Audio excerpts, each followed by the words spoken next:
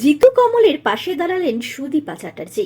পায়েল আর মৌসুমীদের উপর ক্ষোভ উগরে দিলেন সুদীপা চ্যাটার্জি। লিখলেন, এই নামটার সাথে আমি বহুদিন পরিচিত। স্বল্প সময়ের এরকম উত্থান খুব কম মানুষেরই দেখেছি।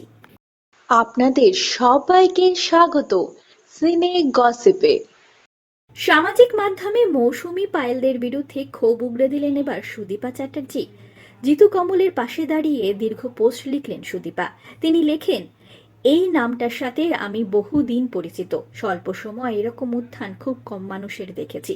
আমি অতি সামান্য একজন দর্শক হিসেবে কয়েকটা প্রশ্ন আমাদের ফিল্ম অ্যান্ড টেলিভিশন ইন্ডাস্ট্রির কয়েকজন প্রতিবাদী মুখের সামনে তুলে ধরতে চাই। উত্তর দেওয়া না দেওয়া তাদের ব্যক্তিগত ব্যাপার।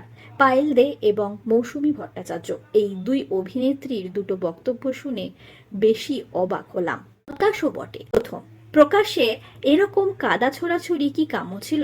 দ্বিতীয়, অন্য কোনো ইন্ডাস্ট্রিতে এরকম হয়? আমরা কি জানতে পারি কোনো ব্যাংক কর্মীর সাথে কোনো ব্যাংক কর্মীর প্রকাশ্যে এরকম জুতো ছোড়াছুড়ি করছে?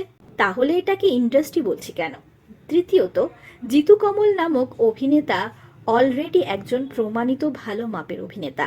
তার কিছু ভুল হয়ে থাকতেই পারে, তার বিরুদ্ধে ফেসবুকে বক্তব্য রাখতে হবে কেন? পায়েল বোধ হয় একই সেটে অভিনয় করেন, সামনাসামনি বলতে পারতেন সরাসরি। ফোন নাম্বার ছিল না নিশ্চয়ই, সহকর্মীকে তো সামনেই বলতে পারতেন। চতুর্থত, মৌসুমী ভট্টাচার্য কে বলুন তো? তার মনে রাখার মতো 5টা কাজ কেউ বলতে পারবেন? তার কথা আমরা শুনবো কেন? তিনি বলেছেন, এই জিতু কমলকে সামনে পেলে কি করবেন? মহিলা হওয়ার সব রকমের সুযোগ নেবেন? এরকম ভাবে কাউকে বলা যায়? আর্টিস্ট ফোরামের কাছে অভিযোগ জমা দিতে পারি কি? পঞ্চমত, মৌসুমী, আপনাকে চলুন একটা সুযোগ দিচ্ছে।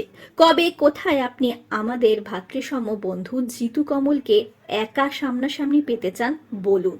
মিডিয়ার সামনে থাকবে, আপনি কি করবেন আমরাও দেখতে চাই। আর ইতিহাস বইটা একটু ঝালিয়ে নেবেন, সব প্রশ্ন কমন নাও আসতে পারে। অবশেষে একটাই অনুরোধ, আর্টিস্ট ফোরামে যারা পরিচালনা কমিটিতে রয়েছেন তারা এগুলো সামলান। মানুষ আপনাদের টিকিট কেটে দেখতে আসেন, ভালোবাসেন, কত সম্মান করেন, এটা আপনাদের মানায়? ছি। আমরা হলাম সিনে গসিপ।